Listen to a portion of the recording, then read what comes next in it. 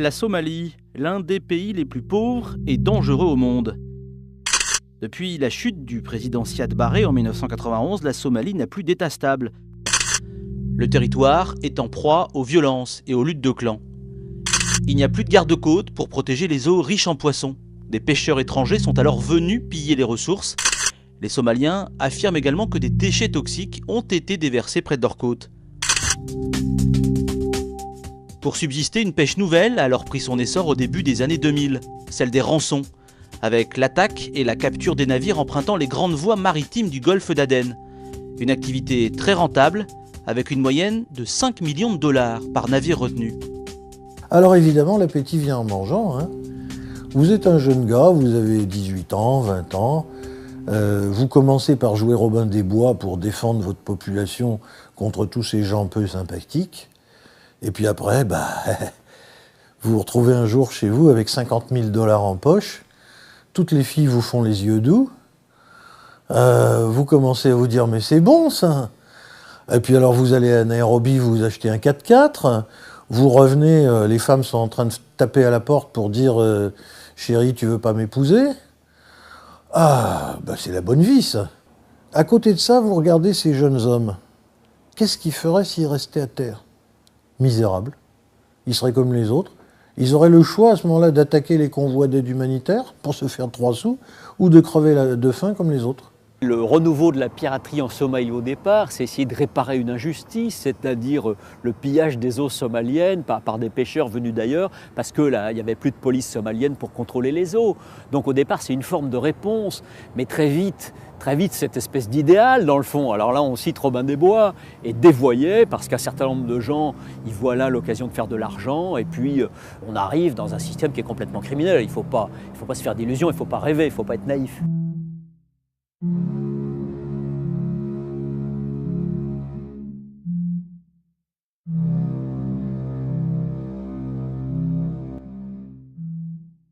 Quand vous êtes un pauvre Somali, vous voyez, ils ont attaqué parfois des tankers saoudiens.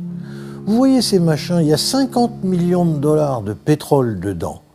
Les gens crèvent de faim et ils voient ça qui défile le long de leurs côtes. Bon, que voulez-vous ? Disons que la tentation est forte. Hein ? C'est littéralement un coffre-fort flottant qui passe sous leurs yeux. L'un des succès, si j'ose dire, de la piraterie, c'est que les Somaliens ont découvert la comptabilité. Et il y avait toute une série de jeunes hommes éduqués qui souvent n'étaient pas au premier rang pour combattre, la Kalachnikov, et qui ont troqué la Kalachnikov pour la comptabilité. Il y a un partage des sommes récoltées entre ceux qui prennent les risques, celui qui a le bateau, celui qui a fourni les armes. On verse aussi ceux qui sont aussi faits prisonniers. Il y a une certaine assurance, la communauté leur verse des subsides. Et c'est une partie naturellement de cet argent de la piraterie, de l'argent des seigneurs de la guerre qui a permis d'établir le réseau de téléphones portables, les compagnies d'aviation. La piraterie a généré des profits. Elle a donc suscité des vocations auprès des pêcheurs, mais aussi de miliciens, de chefs de guerre. Des bandes organisées se sont aussi constituées. Des groupes criminels à l'origine d'une nouvelle économie. On estime que pour armer à la piraterie, si je peux dire, c'est-à-dire que pour avoir un bateau avec quelques marins, un peu de matériel, un moteur, 2 ou 3 fusils, c'est-à-dire pour monter un coup, il faut 10 000 € des Somaliens de l'étranger. Il y en a beaucoup qui ont un peu d'argent et qui s'aperçoivent qu'avec leurs cousins qui sont pêcheurs dans le coin, on peut, en investissant 10 000 € en rapporter 1 million. Puis il y a d'autres flux interafricains, je pense avec le Kenya par exemple. On le constate simplement, beaucoup d'investissements, de développement qui sont nouveaux dans la région de Mombasa ou de Nairobi. Donc on est là tout près des sources de financement de la piraterie. Et si l'on prend au moins le cas du Kenya, il est de notoriété publique que la police chargée là-bas de traquer les flux financiers n'est pas d'une très très grande efficacité. Donc finalement, la plupart de ces fonds sont très rapidement blanchis dans des opérations financières, dans des opérations immobilières par exemple, et disparaissent ensuite au vu et au su des policiers qui seraient chargés de les traquer. Ça s'évapore très rapidement en fait.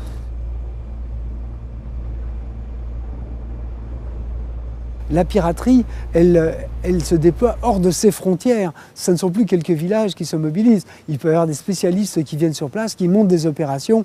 Il faut des circuits financiers. Après, quand on réussit à récupérer quelques millions de dollars, il faut pouvoir les placer dans des banques sûres. Donc il faut que ce soit des gens qui trouvent un intérêt, de nouveaux entrepreneurs, je dirais, qui veulent placer une partie de leur capital dans des activités à haut risque. Si vous voulez, c'est un peu ce qu'on appelle en bourse aujourd'hui effectivement des opérations qui ne sont pas des placements de bons pères de famille.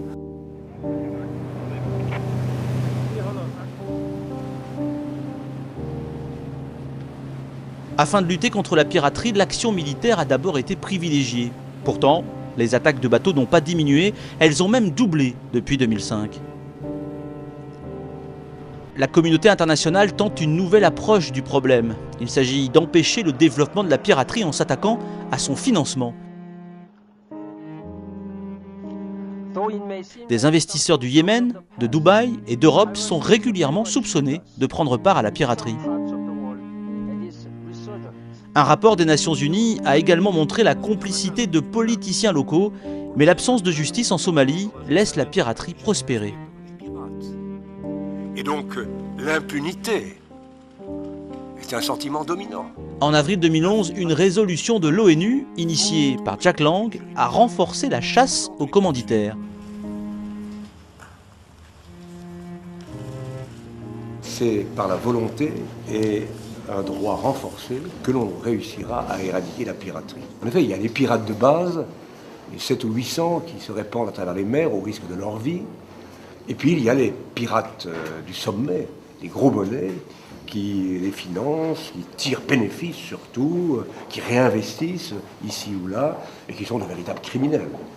Donc il faut que l'action anti-piraterie s'attaque à la fois à la piraterie de base et à la piraterie des mafieux. J'ai proposé aussi que, parallèlement, un effort soit fait pour le développement économique de ces régions du nord de la Somalie, pour offrir aux jeunes Somaliens une autre alternative que la piraterie, en particulier par le développement des pêches, de l'élevage, des ports, notamment le port de Bosaso et le port de Berbera, qui sont promis un grand avenir.